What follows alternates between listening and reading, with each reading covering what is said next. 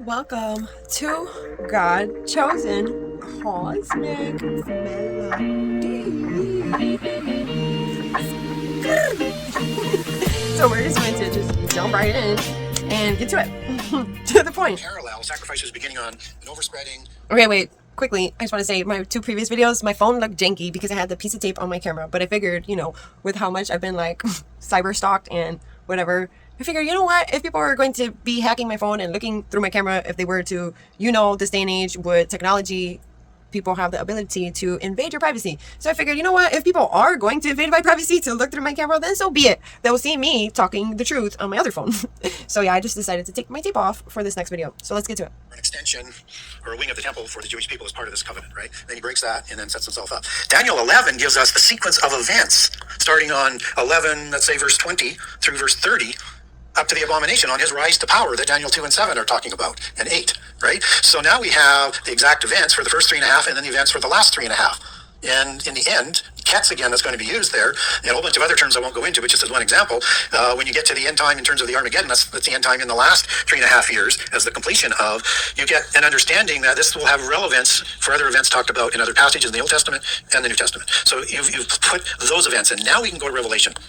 You might even want to go and put other New Testament prophecies on first and match those up, but it might be a little bit more difficult at this point. And I would recommend Revelation at this point because we want to remember two things. One is do not change anything in Revelation. Which people do Right, a lot. we're told not to do that. Don't add, don't take away. Yeah, exactly. So we want to be careful. That's why I don't start there, because I want to put it on Jesus' template. So the second thing is the revelation that John has is very interesting because it comes from Jesus, who is the spirit of prophecy, Revelation 20, or 19, I'm sorry. And it's the testimony of Jesus Christ given to the angel to show John. Okay? It has to fit what he said before. It just has to. So now all you have to do with Revelation is say, Revelation 1 through 5 is a very interesting part of the vision, and I call it a dual prophecy. I won't get into that in too much detail, but it has information from prehistory, time of the prophet, in this case John, and end time implications, and this has all of it throughout Revelation. So if you separate that out and then look at the churches and understand that John wasn't raptured because he was taken in spirit, Revelation 4:1. There's no rapture, there's no new body, there's no immortality, he has to return, he has to deliver the letters to the churches, then he dies. There's no rapture here. People will say it's there. There's nothing that refers to it. They just have to make that change to make their timetable work. But it doesn't say that. You can't even make the connection there without reimagining what it says. So now if you look at Revelation 6 with the seal openings as to being the start of the last 7 years, maybe just before or just after, I think everyone should have one of All these. the commercials. The commercials! Before or just after, it starts to make some sense.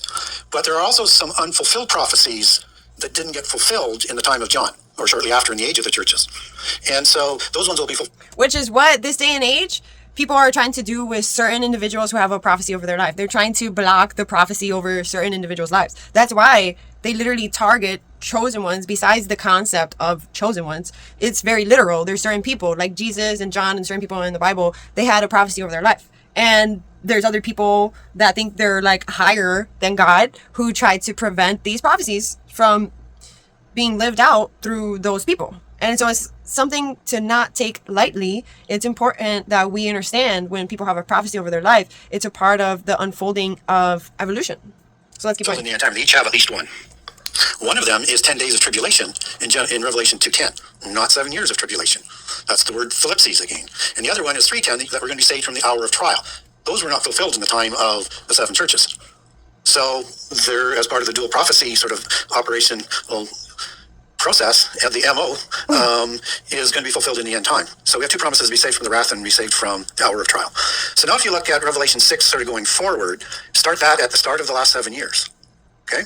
And then as you're looking at Revelation, understand that you're going to see some throne scenes, right? Throne scenes not presuppose, but project what's about to happen on earth next. Okay, so it shows you what's going on in heaven, and they're at a start of a sequence of events that are going to come through the use of the word kahi, which is the term that's used in Revelation for the then, as you take that back to the Greek. And so they come in rapid sort of events, and this happens, and this happens, and this happens in chronology. So take Revelation 6 through Revelation 14:9 with the preaching of the gospel by the angel, which is the last of the preaching of the gospel that Jesus is talking about just before the abomination. Line that up with the first 3.5 years. Okay, and things will start to make some sense. And you get a summary in Revelation 14 of the major events after the preaching of the gospel in sequential order for how they're going to happen after the start of the last 7 years after the abomination. What are those? Well, Babylon is destroyed first. That's rather interesting because it's destroyed in an hour. Where do we get that term? The hour of trial. What's that Greek word? Hora. Keep that in mind. So now you have this hour that Babylon is going to be destroyed, followed immediately by the implementation of the mark. Okay, that's the trial, because it happens immediately after. And we're also told in Revelation 18, we get the destruction of Babylon to come out of Babylon, the last warning. Just as you have the angel preaching the last of the gospel. I won't go through all the people that do it, between 144,000 and 2 witnesses and the saints before that, but understand that that's what's going on here. And then you I feel like that's happening now. The Armageddon event that happens after that. Okay, so the major events of the last 3.5 years. And then we get the details and the appropriate throne settings as well that predate the list of events that are going to happen in 15, 16, 17, 18, and 19. Armageddon is Revelation 19. Revelation 20 starts the millennium. So now you can put those set of events right around what Jesus is saying. And what else is he saying at the end of Matthew, at the beginning of Matthew, just before the abomination, is that not only is the last of the gospel to be preached before the abomination, but also prepare for the end, right? As we talked about the end being the last 7 years, but also the end, as it's talked about, that is going to come along once the church is taken out. That is no longer tribulation, which will now move into wrath. People confuse and conflate wrath and tribulation. Tribulation is thlipsis. And it can be translated as affliction, as it is in Matthew 24:9. And we see that in Matthew 24:21 with tribulation, the great tribulation not seen since creation or the beginning. The parallel passage in Mark, which is why you want to put this additional detail on, has exact almost same wording, except that it doesn't say tribulation, it says affliction. Just as you have afflicted in Matthew 24:7 for a tribulation. This is the great tribulation. The difference is the great tribulation of the saints, the great tribulation of the world. And the tribulation that's shown in Revelation 2:10 is for 10 years. So look for the tribulation of the saints to start 3 years before the last 7 years, but extend through the last 3.5 years as the Great Tribulation, and that we are told in the New Testament that we will go through tribulation. But the wrath... Okay, let's keep going. But the wrath is reserved for the ungodly. So we need to understand the difference between the two, and then how all of the passages start to line up into place.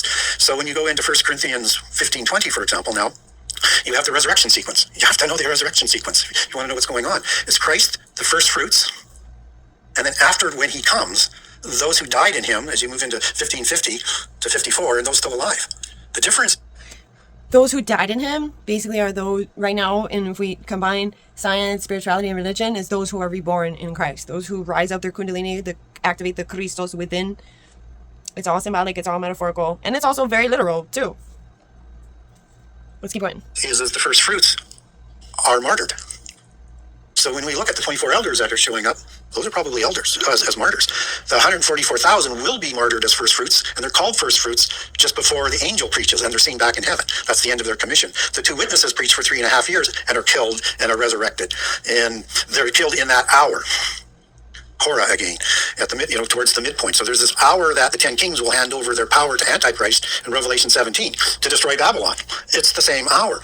What does Jesus say in all of the Gospels when he's going to come back? There's an hour. It's unknown, but there is an hour. You don't know the exact hour or day, but you know the events that are going to be centered around it. So things just sort of line up if you allow it. So you can easily put all of those New Testament prophecies, Revelation, rapture prophecies, any other prophecy, and any Old Testament prophecy now around it. But you cannot confuse prophecies for the church with the prophecies for Israel and Judah. If in the Old Testament it is addressed to Judah, that's for the southern kingdom. If it's addressed for Israel, that's the northern kingdom. If it's addressed to a specific tribe, that's for the tribe.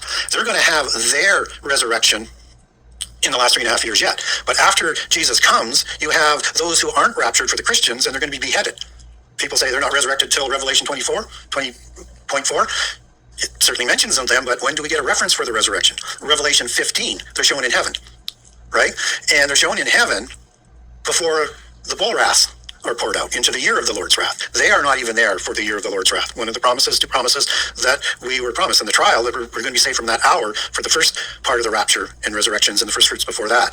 So now when we look at Revelation 6, at the beginning of the last 7 years, you see all of these saints that have been martyred for the testimony of Jesus since Jesus came. These are first fruits. And they're told to wait a little season for those to come out of the tribulation of the saints. And they'll die for that testimony as well. They're all part of the first fruits. First fruits, 24 elders, Revelation 6, Revelation 7, 2 witnesses, 144,000. Those are the first fruits. After that, Jesus comes. Got it. Everything just sort of starts to fit. And so it sounds like not everyone's going to be raptured. Obviously there's people who are weak in the faith. But what happens if you understand the falling away in 2 Thessalonians 2 and the scandalizo, which means the same thing, in the time of this tribulation that both Mark and Luke say we're going to be killed in, we're going to provide that testimony for Jesus. It has to be the Revelation 7 saints. Like, it just sort of has to be, and it fits on the timetable. And so if you look at how that sort of all sort of fits into the chronology, it just sort of flows. So there's going to be tribulation, and it's not going to be easy. Nobody should want to go through this. Okay, wait a minute. Wait a minute now. Something that really hit me really strong and really heavy is these things. I understand that there's history behind this, there's prophecy behind this, but to the day and age that we've come to, we didn't know what we know now. There's a lot of things that Jesus prophesied to us to this day stand strong, proven strong, how we have more power than we were ever taught, especially connected to source, our soul connected to source to change things in this realm. He's saying, it's prophesied that all these people are meant to die in this prophecy. Excuse me, wait a minute now. From what we know with quantum mechanics, quantum physics, quantum entanglement, quantum everything, God is omnipotent, omnipresent. What if, is this such a wild thought? Is it such a wild thought? I don't think it is such a wild thought to truly not only believe, but know that if a mass amount of people woke up ahead of time, that we can change the trajectory of whatever was prophesied from years before us, before we knew what we know now as a humanity, scientifically proven. This is not just optimistic thinking here. This is very realistic. And so I was thinking, like, not only thinking, but I've been feeling like, I hear what he's saying, and I take it seriously because he's really educated about the historical parts of these things that he's verbalizing and explaining. But there's a strong feeling in my soul, and this is not just me saying this, but from a higher power. There's this strong feeling in my soul that I don't feel like there's that many people that need to die in order for this prophecy to unfold. If the more of us wake up to the realization that we all have way more power than we were ever taught because let's say, okay, we all just are like, okay, well, that's prophesied, that's what's going to happen, so then that's what it is, that's what's supposed to happen, then we're all meant to go through this timeline where many people are going to die just to achieve the Christ rising, right? Because basically we know that Christ returning is a metaphor. There's not a man coming from the sky to save us. Is metaphorically the Christos within, the prana energy rising up to Christ consciousness. That's what it is. We all know this. I mean, not everybody, but majority of people who are spiritually inclined, you know what I'm saying.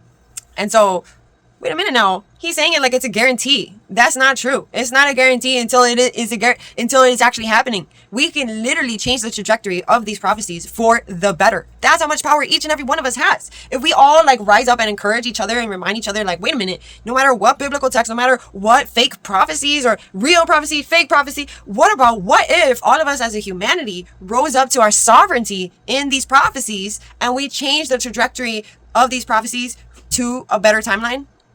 I am not just optimistic about this. I have a deep soul knowing, but that deep soul knowing is not going to save us all. It takes all of us to tune in to this deep soul knowing that we have the power to change the trajectory of world events. It's not just going to be 1, 2, 3, 4, a group of people. It takes a collective, all of us collectively worldwide to do this, because this is not just a mission for 1, 2, 3, 4, 5 people. This is a worldwide mission that we're on. When you wake up on a soul level, yes, we're faulty, we're imperfect in many ways. There's a lot of things that all of us need to work on to improve in our lives. But even through our imperfections, we can still come together and create a better prophecy for world events, not just a prophecy for individually and, small family units and communities and organizations, but on a huge scale.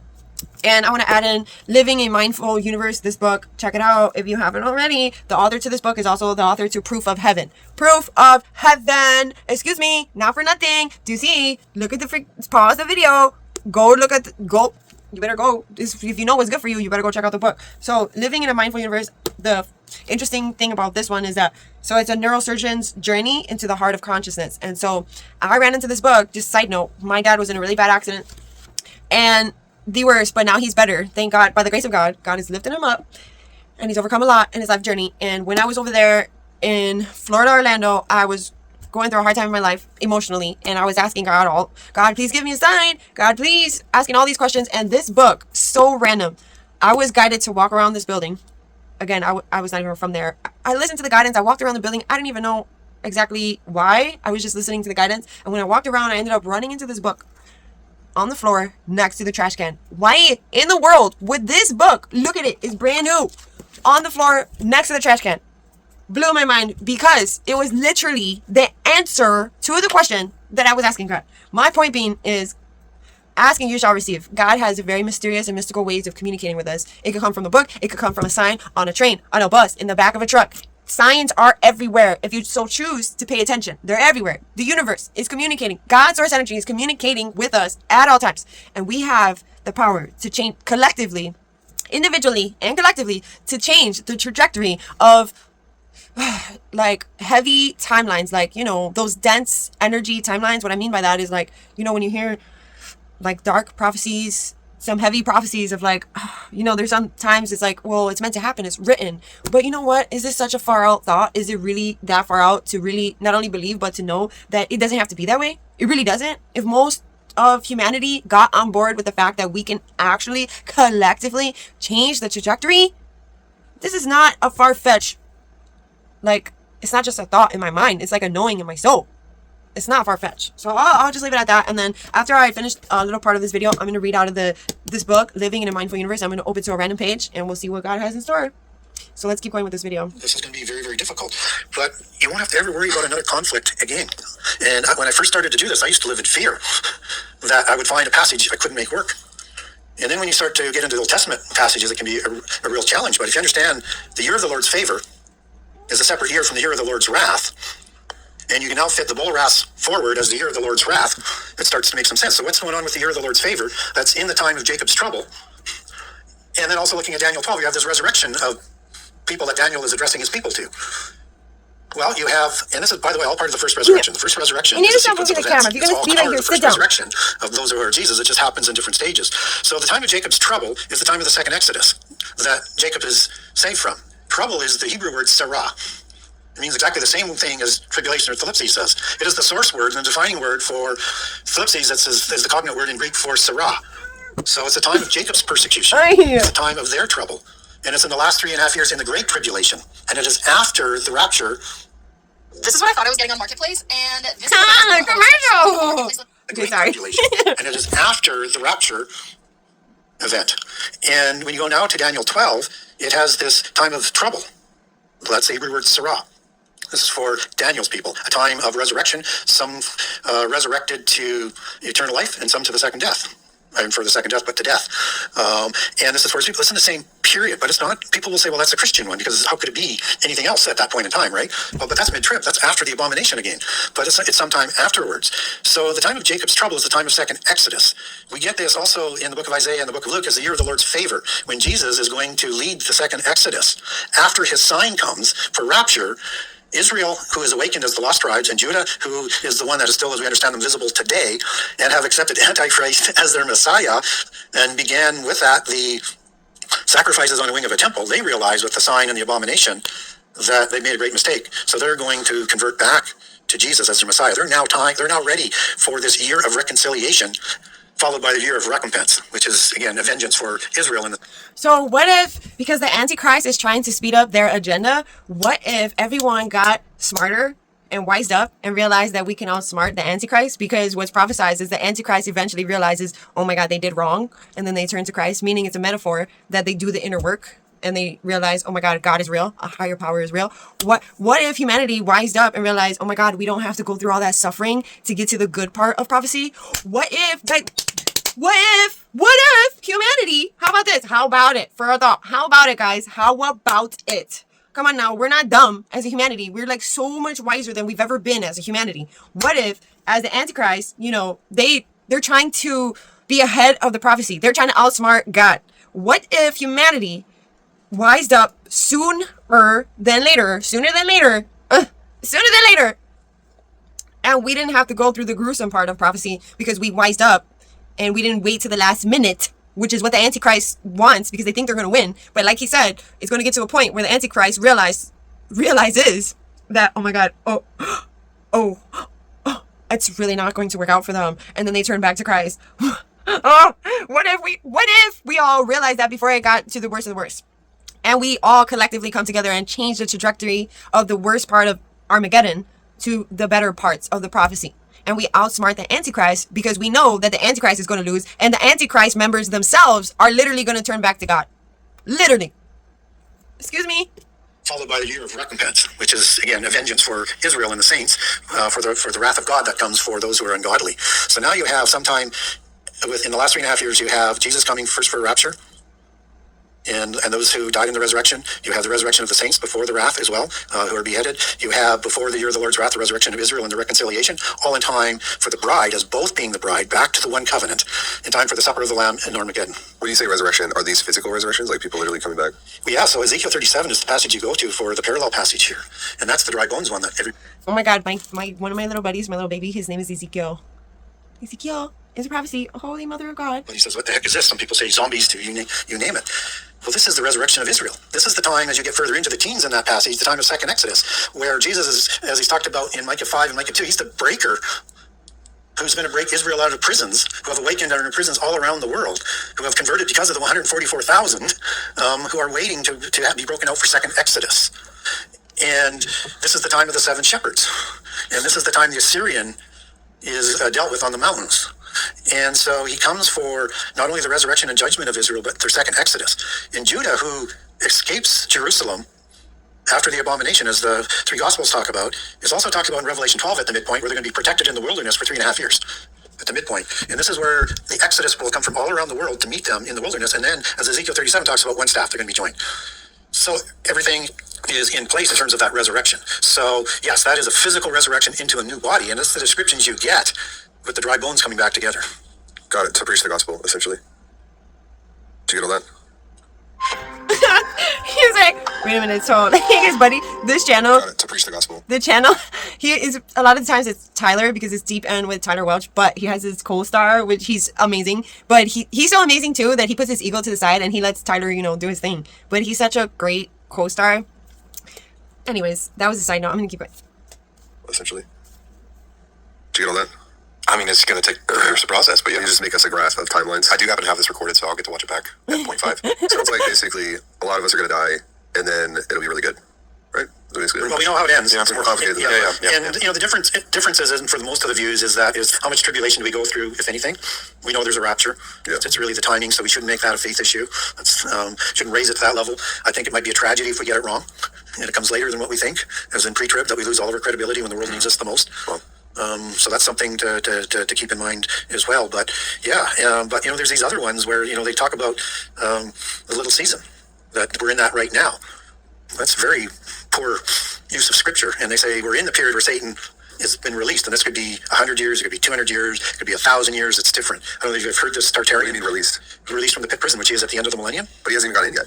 Well, they say he has, and we're at the end of that millennium. We just don't know it. We're in this little season, which doesn't make a whole lot of sense, because they also say Jesus has gone back to heaven because they have to change the scripture. We don't get scripture for that. And in fact, in a short period of time, he gathers an army and he goes to war against Jesus in Jerusalem. So it doesn't make a whole lot of sense. But how they do that is they say little season can be taken back to Greek, and it could mean just a period of time, an unknown period of time.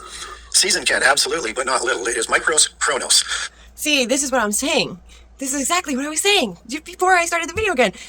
We can change the trajectory. We, as a humanity, when we activate to our true power to evolve ourselves internally, and therefore that internal evolution affects the whole quantum field, the whole quantum mechanics, the whole quantum entanglement reality that we live in. It can shift the trajectory of humanity's world events. That's the power we have that Christ was trying to relate to us.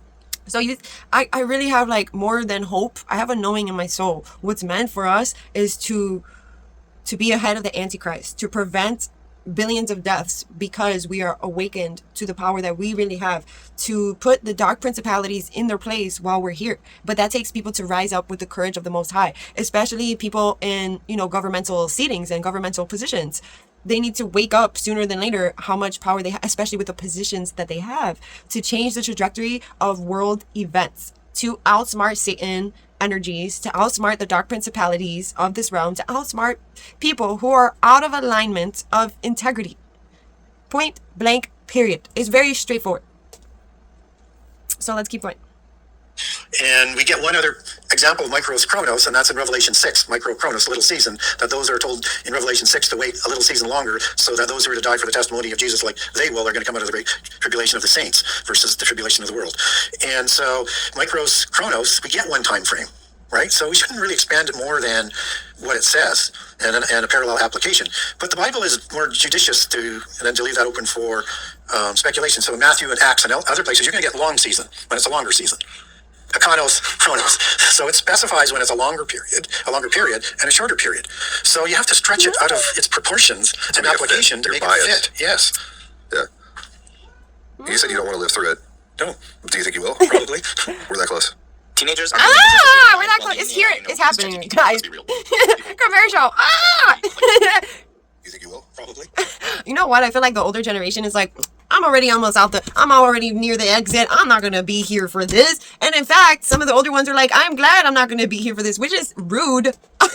Because, excuse me, they're a big part of the prophecy too. And if we have too many older people assuming like, oh, well, this is what's going to be, so I don't even want to be here if the rapture is happening, that's not good. We do not need older people with that faulty, lower vibrational state of mind and projection into the future, because not only are they going to shorten their own lives because this assumption that they don't want to be here when the rapture is happening, excuse me, they're a big part of still saving humanity. If we have too many older people saying, well, I hope to not be here, this is not good.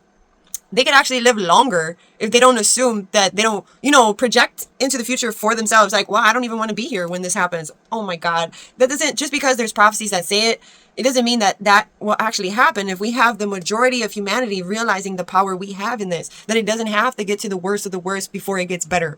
It really doesn't. But it takes the majority to wake up to the realization that we have more power in this, and don't give your power away to antichrist prophecies.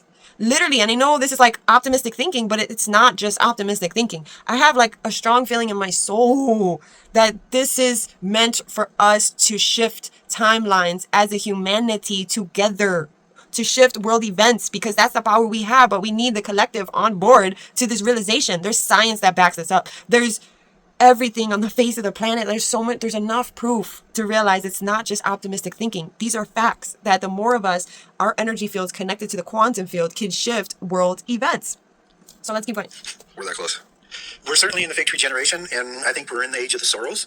But the sorrows get stronger throughout that generation, and we don't know what a generation is defined by, definitely. And we don't know what the timetable definitely is for the start. I can make some deductions. First thing is we're told the generation can be 40 years as a 40 years in the wilderness, in the time of Exodus, 70 years in the book of Psalms, 120 years in Genesis 6:3. So that's a fairly wide time frame.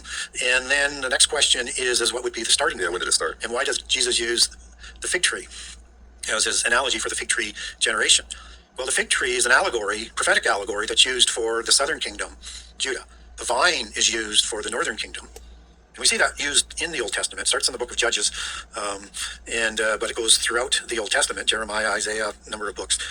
So without getting too detailed on it, it's the allegory. So the second thing that comes to mind is that Jesus, just before he's going to go into the temple and cause mayhem there to the Pharisees, and then cause real concern with the disciples, and before he gives the oratory because of the concerns the disciples has, what he does, he goes to a fig tree to get some fruit. Oh, this is before he curses it. Yeah, it has no fruit. Yeah. So he curses it. Why does he do this? He's telling the disciples, who are the southern kingdom, part of the southern kingdom Jewish people, they know the allegory. They know the southern kingdom no longer is going to bear their fruit. And they're going to do the ultimate violation of denying their Christ, their Messiah, in not too long of a time. So then he goes into the temple, and then he gives the prophecy about the destruction of the temple in Jerusalem. So the disciples are getting concerned. So they ask, can you give us more detail on this? What will be the signs of the end time and your coming? And that's when he provides it for him. And then he ends it with... Click the link to learn. It does this sound like the really good parts. So, when he provides it, I'll say this after. He ends it with the fig tree generation followed by the days of Noah allegory, and that the days of Noah we probably talked about in previous shows. So it's going to be like that, right? And why we need to learn about it. But the fig tree generation, he says, heaven and earth will pass away, but my words will never pass away. So all of these events that he lists are going to happen in one generation. Right? And so that's when we need to understand the other allegory, which is the sorrows, which has the same catastrophes of pestilence, pandemic, earthquakes, and wars and rumors of wars that happens in the seal judgments, 25% destruction, of the trumpets at 33%, and the wrath bowls that would be 100%, unless Jesus steps in to prevent the world from being destroyed by fire. All flesh would be killed. He stops that just before that's going to happen.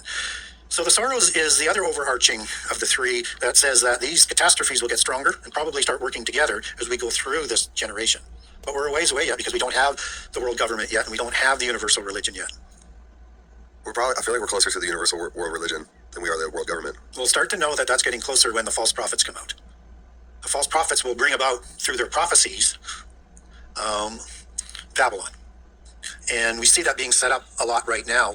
So if we outsmart the Antichrist and all these false prophecies, and we realize like, oh, wait a minute, any prophetic vision that is Armageddon is Antichrist. If we all get that down sooner than later, and we do not project into the future these false prophetic visions, because as we know, they know how to control world events through projection of Antichrist prophecies. That's literally what they're going to do. If we outsmart the Antichrist and realize, oh yeah, all these BS false prophets, oh, pushing out this, oh, I had a vision that it's going to get bad before it gets better, and we just say ixnay, we say no, that we call BS, whereas that's false, that's Antichrist, that's a no, and a big N-O, capital letters, no to the no to the no, and we constantly cancel out these Antichrist prophetic people, Antichrist prophetic people, false prophets, which is what we see too often these days, which is what I experienced, of which copied my energy, but instead of actually positive visions that I have had thus far, she does the Antichrist, like warmongering and, fear mongering, a witch literally tried to siphon my energy and project like these with her tarot readings and whatever BS she says on her videos, manipulative energy to try to bring people into that lower vibration projection. It's literally so beyond false. It's literally so pathetic. I literally laugh at it, but it's not funny because it's really happening too often these days with these false prophets. And the more of us wake up to the realization that they're powerless when we don't give them the time, energy, and belief, we don't believe what they're saying. We refuse to give these false prophets the energy that they're seeking, because it's an evil spirit working through those false prophets. It's not the people, it's the principalities that we're up against. Whether it's in a polytheist religion or a monotheist religion with apparitions where people are being initiated, and they're going to come out at certain dates with prophecies of doom. Now, I look at the seal judgments and the trumpet judgments as things that we do to ourselves versus the wrath bowls, which is for the ungodly and punishment. Those aren't judgments. This is what we do to ourselves. And so these are contrived catastrophes as the people who run this world are trying to bring about the end time. It's going to increase as we go, and it's going to be required. You see, it's not a prophecy. It's what they're trying to literally manipulate humanity into bringing that false prophecy to life. It's literally not real. It's false evidence appearing real. They're trying to make it a reality based on the power they think they have over humanity to energy manipulate, to energy harvest, to do sorcery, to manipulate the media, to manipulate all social media platforms, all media, movies, TV, online, all these things, different ways. You get what I mean. There's so many ways, even on the radio. They're trying to manifest that false prophecy into reality because they underestimate the smarts and the wisdom of humanity. They're assuming that we're just going to blindly manifest this for ourselves. But if all of us wised up and realized, oh my God, wait, they're literally assuming that we're dumb, that we're just going to lead ourselves into death, into Antichrist prophecies, when that doesn't have to happen. The more of us wake up, but it takes for the majority to wake up. About the end time. It's going to increase as we go, and it's going to be required to get to world government. You wake up with pain in your You see, lower back, hip, knee, or they back. need humanity to get to to the place that they're going for. They want to have control of like world events on a bigger scale, but they need humanity to be manipulated into that reality. But if humanity woke up to the realization that we have more power in this, then we won't be manipulated into an Antichrist prophecy. It's very straightforward, guys. Government and universal religion, but you're going to have the religion first, and it's going to control the 10 kings. It rides the beast of empires, reigns over them with the reins, and the 10 kings will hand their power over to Antichrist to destroy Babylon because they're jealous of Babylon. So the 10 rulers of the Antichrist will give their power away. It's basically to Satan, which is like, hello, we all know that Satan is a counterfeit. Satan doesn't have the power that the Most High has, and we know from the beginning of this video and my two previous videos before this one, he says that it's written it's written that, I'm not saying it word for word, go look at my previous videos, but basically the outline is that it's written that God is giving everything a chance to live out its prophecy. So it's written, God is the ultimate winner. But if we can just get on the vibration of God frequency ahead of time, we can literally prevent all these Antichrist manipulative prophecies, and we can prevent a lot of dark things collectively, especially if people at the top realize this sooner than later. And all the people with news platforms and large followings, they realize this sooner than later, and they don't fall into this fear mongering, war mongering, and instead news platforms all around the world project positivity, no matter what negativity these Antichrist people are trying to project over us to manifest their dark hidden agenda, because they need humanity in order to manifest that. But if humanity and all people at the top and news platforms realize like, oh, wait a minute, we have more power than they do. as far as our energetic projections for a better world events, even no matter how bad it seems like it's getting, especially when it seems like it's getting worse. That's when we all need to rise up more higher, more than ever. No matter how much negativity and fear-mongering and war-mongering that is pushed out, we are the resistance. We are the heroes that we came for. We are the saviors. We are the ones who are Christ risen within. We are the second coming of Christ, for the love of God. It's not that hard to comprehend. Oh my God. I just like, because I'm a super empath, I feel the pain of the world. And it's saddening, a lot of things that are happening right now with war and stuff. But it's also really important that no matter how bad it seems like it's getting, to remember that we make a difference in our optimism. We make a difference in our perspective, because what we think and feel to be true will become true. And what our inner evolution is it affects the outer evolution. And so that being said, is we do have so much more power in this than we were ever taught. Let's keep going. So once we understand the allegories, and that's all defined within the Bible, we start to understand how things start to come together. So to have Babylon come, you have to have prophecies of doom that they can control. To have the world convert their language, they want to control it. Prophets, convert to the one true religion, or be destroyed from the face of the earth. Do you think Babylon has any connotation or allegorical similarities to a nation currently on Earth right now? Not to a nation, but we know it's said to be a city 9 times in the book of Revelation. So we know that. So it's going to be at a city. And then the matter is what city? And we know it's going to be a universal religion because it's described as a mystery religion in Revelation 17, and an initiatory religion, as you understand, mysterion, the Greek word that's used there, and sits on many waters. So it's a universal religion of the world. We know it's going to be a geopolitical organization because it controls the 10 kings, and they grow jealous of that. And it's the glue that brings that whole network together. And we know it is an economic organization that controls all trade. Right? So it's all of those aspects. So it's a beast religion, and it's all of these other enterprises. So it's going to sit on 7 hills in a city, but it's more the world, right? So the 7 hills, you could say, should be ancient hills. It's an ancient city. You could look at Constantinople, or you could look at Rome. I think Rome better fits. Rome was understood as the seat of idolatry in John's time. Their code word, just as we see Peter writing a letter that he's in Babylon, code for Rome, because if you said Rome and you said something bad about Rome, you'd suffer death. It's understood as an allegory for Rome. And so when you get to the definition of Babylon in the New Testament, it has all the other meanings, but also an allegory for Rome. So that sort of lines up. The 7 hills are the 7 hills of Romulus and Remus, right? And this is where the Sibylline prophecies were also located on Palatine Hill. Vaticanus is a branch hill that was part of the Sibylline prophecies. So now you start to see polytheism sort of mixing this in as a connection. It seems to fit that this is going to be maybe start in the Roman Church, but it's going to be more of a polytheist religion, and it's probably going to move its home from Vaticanus Hill to inside where the old city of the 7 Hills was located. If you're moving commercial cut. So basically, we know ahead of time they're going to manipulate the F out of religion. They're going to try to take people away from Christ's teachings, the true teachings, not the manipulated teachings that they say, oh, Christ was doing witchcraft, not that false religion teaching. They're going to try to steer people away from the true teaching of Christ, which is we have more power in this because our soul comes from source. Our soul is connected to source. So the more people wake up to the realization, the power we have to create our reality from the inside out, the better off we will all be. Sooner than later, no matter what crisis is happening in the world, because it's happening. We see it's happening. I have a lot of thoughts, but I'm not intelligent enough to share them. So next time you're here, I'm going to be studied. I think the big point on that I would like to get across to people on prophecy is read for yourself. And if you're struggling with conflicts, you need to re-examine the approach, because you should be able to make everything sort of fit. So, and it does, if you use Jesus' chronology, everything fits. And if you understand him as the Jehovah of the Elohim in the Old Testament, where it says Lord or Lord God, that's where he's involved. So now all of those end-time prophecies where those terms are utilized, you know when he's coming back. In what period? And it'll be great, even though it's scary at first. You might die, but it'll be better after. Yeah, we have to go through this. Yeah. We have to go through this to get to where God wants us to be, and where all who have chosen him and all who are loyal will be moving on into eternity. You'll know where this is, but in Revelation.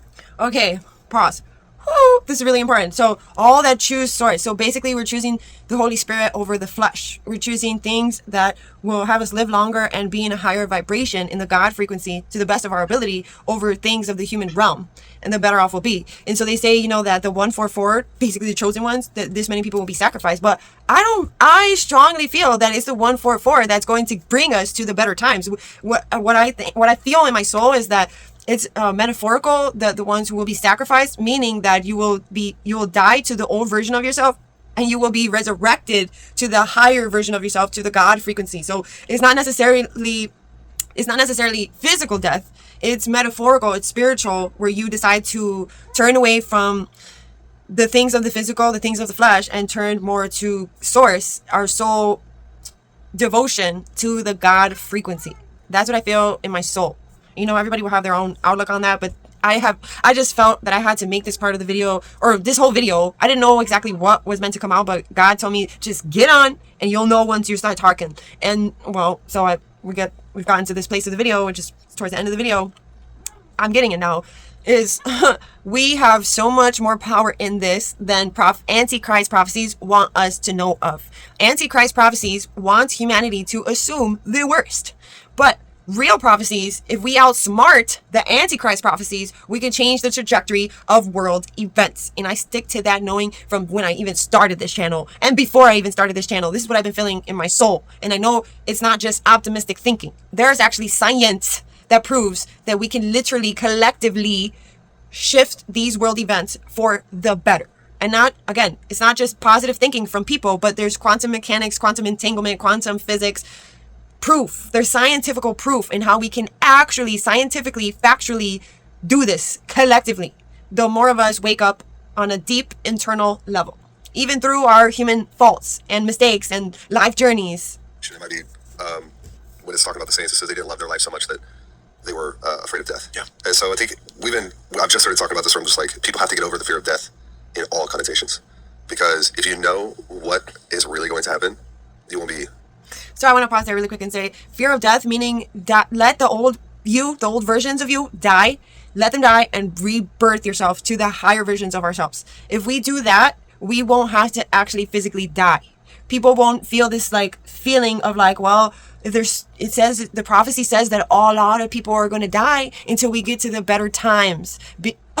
Oh my God, excuse me? No. If a lot of people assume that a lot of people have to die before we get to better times, then we're accidentally actually going to manifest the Armageddon Antichrist reality that the government and secret societies want. We can't let them win because we're all waking up to the fact that the second coming of Christ is here and now. It's already here. And there's a science to this. When we activate our Merkaba, our light bodies, we rise up our chi energy from our root chakra. We rise it up to our higher chakra system, to the Christ consciousness, to our ascended master higher self, connected to source, to anchor down God frequency, heaven on earth, here and now. We all have the capability and the abilities to do this on a day-to-day basis, even through our imperfections. And so when he says, oh, so this is what's going to happen, a lot of people are going to die, I really feel that that's metaphorical, is people have to die to their lower versions of themselves to rise up in frequency. Fearful. No, short term. No. And you don't have to like it. Yeah. You don't have to like the process. But God gave us a gift of life to choose. And everybody has free choice. We're playing things out through free choice. But God is Alpha Omega. Jesus is Alpha Omega, is greater than free choice. Yes. Yeah. God is above all. I got what I needed from that. Yeah, there's nothing to. With our free will. That's what has to happen in humanity. With our free will. God gifted us the freedom of choice. Our free will. It's a choice. And the more of us wake up to the realization that we have so much more power than we're taught, so much more power than these prophecies, false, real, however you want to see these prophecies, whatever. My point still stands. That if majority of us wake up, we can change the trajectory of whatever prophecies, of all prophecies. We can literally shift them to higher vibrational timeline prophecies. This is the power we have individually, in our family units, in our communities, in whatever church groups you're in. We're all in this together. And it takes the majority, especially the ignorant, stubborn, arrogant ones, to wake up to the realization that you have a choice, and it's in our best interest to choose the higher timeline of reality, so that it doesn't have to get to that Armageddon. Because again, like he said, is that the Antichrist wants that. They want to manipulate humanity into this false Antichrist prophecy based on what they put on the news, what they put on the radio, what they put in movies, what they put in TV shows, is literally on purpose, because they're trying to control this realm through witchcraft, sorcery, energy manipulation, misinformation, false evidence appearing real. And they push these things on. They literally purposely cause traumatic situations so that humanity falls into a fear state in order to control humanity into manifesting that into a reality. Because humanity doesn't realize that even if it's getting to that worst point that they want to actually purposely put humanity in, even in the worst of the worst circumstances, if the people in poverty or whatever financial bracket realize that we create our reality from the inside out, what we choose to think and feel to be true will become our reality. The more of us wake up to the realization that no matter what bad circumstance it is, we can, with our belief and our knowing of our connection to a higher power, we can shift our inner reality and therefore our outer reality, even if it takes some time, because of, you know, a lot of humanity is stuck in old programming. But the more spiritual leaders and the more spiritual healers all around the world wake up to the realization that we need to rise up now more than ever to help everyone that's still blind. The more we push out meditation videos, the more we push out these enlightening, optimistic videos and news platforms, especially people who have larger followings, that they realize the power you have to influence that large following. The sleepers, a lot of sleepers looking to these social media leaders. They're looking to spiritual leaders for guidance. And the more spiritual leaders and healers rise up to the occasion and realize that we have more power to shift the projections of the majority, when we project a higher timeline of reality to the majority, and we get the majority to project this better reality into reality, we will literally outsmart Satan energies. We will outsmart Antichrist prophecies. And this is not optimistic thinking. This is scientifically proven. So that's all I had to say about that video, and I'm going to open to a random page in this book, like I said, just really quickly, and I'll end it off here. So, learning our soul lessons. This is what I opened up to. So, live as if you were to die tomorrow. Learn as if you were to live forever. That is by Mahatma Gandhi from 1869 to 1948. An India Pacific leader. No, wait. Pacifist and leader. India pacifist and leader. I don't know what pacifist is, but I will research it after the video. So we are much vaster than our physical bodies. We are greater than our thoughts and our personalities, much more than the roles we play as doctors, teachers, engineers, mothers, or fathers. We are spiritual beings living in a spiritual universe. Truly, this way of perceiving the world affects our approach to daily life in remarkable ways, including how we view death, manage our health, and understand our relationships with others. Rather than being separate individuals competing for resources, driven by the concern of the ego, we are a part of a larger whole, connected to each other in ways that bring meaning and purpose to our lives. We are not dependent on functioning physical brains. Our awareness outlives our bodies. Our observed reality exists as the stage setting on which we learn and teach ongoing lessons. A useful approach is to consider our collective earthly existence as time spent in school. And it seems we don't have only one chance to get it right. This grand evolution of consciousness was beautifully eloquated by the French Jesuit priest. I don't know if I said that right, but hopefully I did. Jesuit priest, polytonist. I definitely didn't say that one right. Oh, Lord. But that's an interesting word. And geologist Pierre Teilhard de Chardin in 1955 masterpiece, The Phenomenon of Man. He expands the concept of mere biological evolution in his attempt to combine modern science and philosophy with Christian thought. In essence, he envisioned a far grander purpose for consciousness in the universe, quite aligned with the view presented in this book. This evolution is not chaotic and random, as in the popular form of Darwin's selection, but convergent towards what we called an omega point, by a force of infinite love that guides our pathway through such learning and teaches of which we are all integral parts. To even use the whole words part of is misleading, though our very language conspires to obscure the fact that our conscious awareness is one with the universe. Teilhard de Chardin theorized that the progressive growth of consciousness itself is ultimately the purpose of existence, and each of us plays a critical role in this process. We return repeatedly through multiple lifetimes over vast cycles of time to participate in this shared endeavor.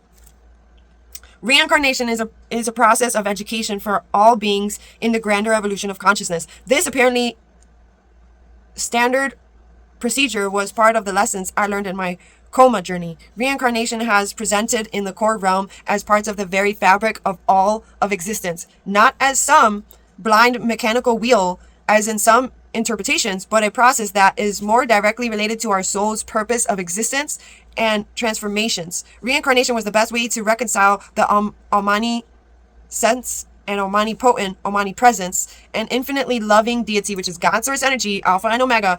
I encouraged with the suffering of innocence. Wait, let me rewind. I encountered with the suffering of innocence being allowed in our world, especially children and animals. Supporting evidence for reincarnation is found in the research of Dr. Ian Stevenson and Dr. Jim Tucker from the Division of Perceptual Studies at the University of Virginia. I'm going to kind of skip over some of this, but if you want to read the book, get the book. Their research focuses on young children who spontaneously reported that they had another family or lived somewhere else, or describe details of events that have not taken place in their current lives. This typically begins at the age of 2 or 3, and usually these memories fade around 6 or 7 years of age. Scientists who delve into the fringes of acceptable research must be especially careful with their approach so as to maintain credibility. Such stories are easy to dismiss as fantasy or wishful thinking. Of course, some such claims are just that, but that doesn't mean that they are. While it can be tempting to dismiss these sort of things, for those children who prove enough details, researchers have sometimes been able to identify a specific previous personality that the child recalls having been before, at times within the same family and other times as strangers in another location. Some children display curious behaviors and habits or exceptional abilities, such as athletic or musical talents that they were not taught prior. Others relate specific names or places and identify former family members. Researchers are meticulous in their care to apply discernment as to how and from whom the data are collected. Okay, so besides that, the point being is they understand that through our life experiences, the point of this human realm is our soul evolution, and our soul wisdom has a lot to do with the human evolution. Our soul evolution has everything to do with our human evolution. And so the more people wake up to the fact that our soul power has the ability to change our human evolution, the better off we will all be, the less people that will have to die, and the more of us will realize to go through the process of changing our lifestyles and letting go of like the outdated versions of ourselves, the lower versions of ourselves, and rise up to the higher versions of ourselves and rise up to that God frequency to the best of our ability throughout our faults and throughout whatever crises it may be, because that's the power we have if we choose to live in a mindful universe. If we choose to be more mindful from the inside out, that we literally have the power to change the trajectory of world events on a collective level. The more of us are doing worldwide meditations in large groups, the more of us are using, especially people with larger platforms and larger audiences, and they choose to be more mindful of what they're putting in their videos, what they're talking about in their videos, and what they're projecting into the future. This makes all the difference in the times we're living in today. It's very straightforward. So I would just leave this one here. I have a lot to talk about in my upcoming videos. If you want to come along on this journey with me, do yourself a favor and subscribe if you haven't already. And ring the bell for upcoming videos. And also, it's free. Remember, it's free to subscribe to support this channel and help rise this channel up to reach many more souls, because the content on my channel is meant to enrich souls from the inside out. I enrich humans by enriching the soul.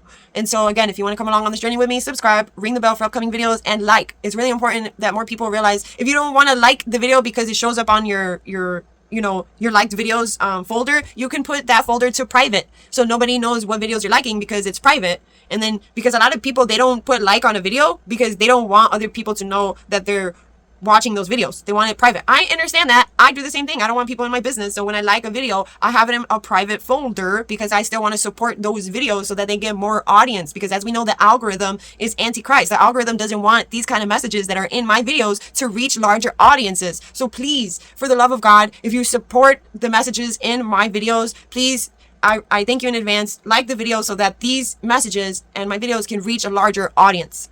Because when you click like on the video, the algorithm will push it out to more people, which is what we want. It's not about me. It's not about the surface. It's about this powerful message reaching more souls. And I'll leave that in God's hands. In the name of the Father, the Son, and the Holy Spirit, I pray that my videos reach the souls that need it the most. And I will leave this one here. Remember to pray for your possessions, your goals, your pets, your family, your friends, and the world at large. Because as I talk a lot in my videos, we have the ability to change world events through our prayers, our soul connection to source, contacting the higher realms to shift anything from the inside out. So I will leave this one here, and I will talk to you in my next video.